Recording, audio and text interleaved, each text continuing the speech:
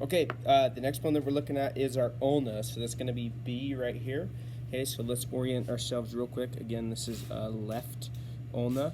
Okay, so this is medial side. If we were to take both of these down to the bottom and articulate with our humerus, it would just fall right into place. Okay, so this is an anterior view of left ulna. Ulna. Okay, and there's a couple things that we need to label, and we'll show some of those articulations with the humerus as we're kind of working through this. All right, so the first one that we need to look at is the top side right here. This is called the olecranon process. Okay. And we're going to color that one like a turquoise blue. So that's at the top.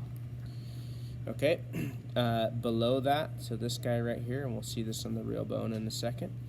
Okay, this is called the coronoid process.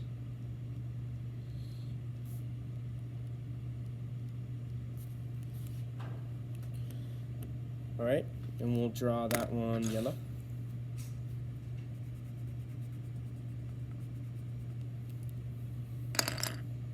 Okay, and in between those two things right here, this is called the trochlear. Whoops. Trochlear, C-H-L-E-A-R, notch. Okay. This portion that articulates with our radius, so right in here, is called the radial notch of the ulna.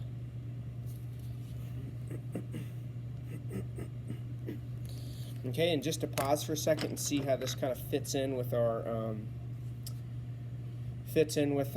this is our humerus again. Okay, so we've seen our trochlea and our capitulum on there, and I have my trochlear notch, so that on my ulna, that's this guy in there. Okay, and then at the top I have the olecranon process, and I have the coronoid process. Remember, we talked about this top fossa right here is called the coronoid fossa. On the back of the humerus, there's this indentation called the olecranon fossa. Okay, so as I'm looking at the articulation of this and how this might work, okay, if I was to bend my arm in as far as I could, you can see the coronoid process digging into the coronoid fossa of the humerus. Okay, and then again on the posterior side, I have my olecranon process, which articulates and digs into the olecranon fossa of the humerus. Okay. All right, moving down to the distal end.